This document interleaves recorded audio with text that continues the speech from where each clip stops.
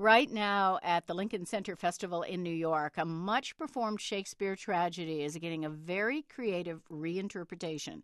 It stars the Tony Award-winning actor Alan Cumming as Macbeth, and also Lady Macbeth, and Banquo, and Duncan, and just about every other character in what's known as the Scottish play. Reporter Jeff London explains.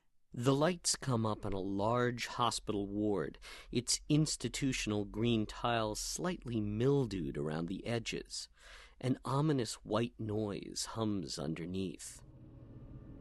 Seated on a metal table, a clearly disturbed man is being examined by a doctor. He takes off his slightly bloody street clothes and changes into drab hospital pajamas. As the man desperately clutches a paper bag, an orderly takes him to a bed.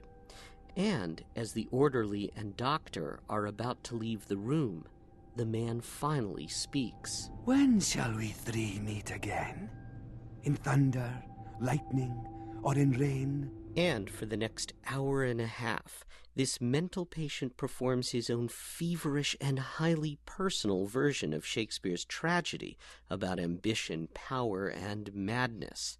This experimental tour de force for actor Alan Cumming is co-directed by John Tiffany. He's fearless and he is mercurial and he is incredibly generous to the audience, incredibly generous as a collaborator, and he's just really good. Is this a dagger, which I see before me, the handle toward my hand? Come, let me clutch thee. I have thee not, and yet I see thee still. Art thou not fatal vision, sensible to feeling as to sight, or art thou but a dagger of the mind, a false creation proceeding from the heat-oppressed brain? I see thee yet. Macbeth is about a warrior who meets three witches. They prophesy that he will become king of Scotland, and he and his wife take matters into their own bloody hands, killing the king, Duncan. For the Scottish-born Cumming, Macbeth has been something of an obsession since he first encountered the play when he was just in grade school. All the names of where it takes place are places in Scotland that I knew and was familiar with. So that was really, an intriguing initial thing. And then just the kind of this sheer sort of soap opera kind of qualities of it. When I was 8, that really fascinated me. Cumming made his professional debut as Malcolm in a production of Macbeth in Glasgow when he was 22. He says he's been circling the play ever since. And a couple of years ago, when the National Theatre of Scotland asked him if there was any role he was interested in doing, he thought of 2. I thought, you know what? I'd like to do Macbeth.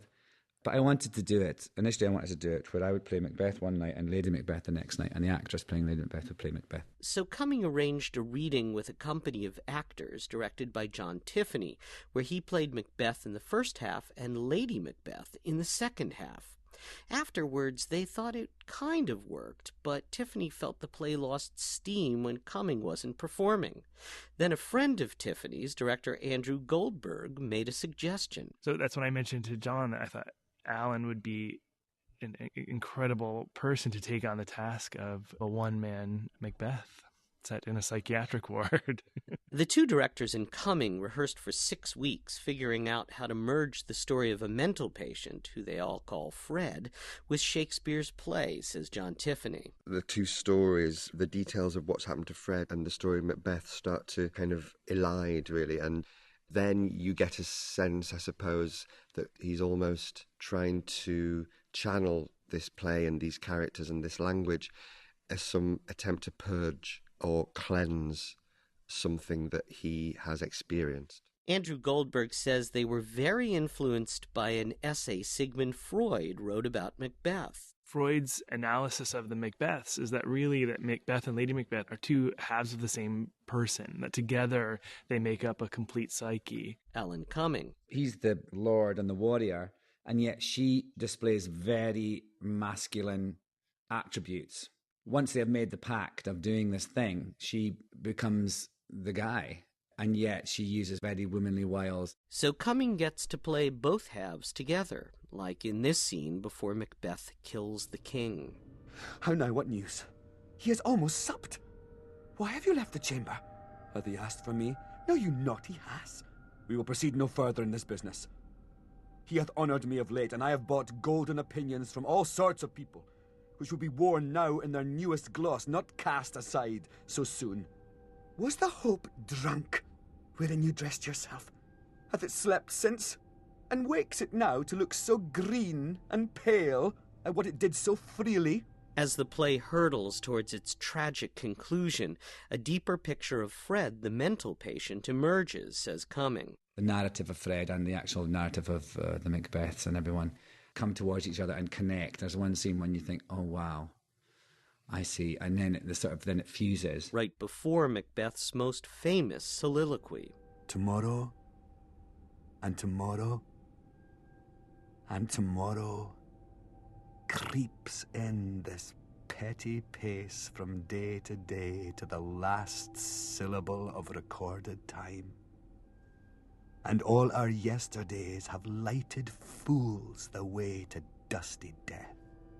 Cumming says that none of the collaborators realized how traumatic and exhausting it would be to perform this mostly one-man version of the play. There are two other people in the show who come on and sedate me and do things, and it's actually lovely when they come on because it's like, oh, somebody else on the stage with me. And also they usually kind of give me an injection and I get to lie down for 30 seconds. So that's quite good. And, wipe the snot from my face. Macbeth will be performed at the Rose Theatre through Saturday.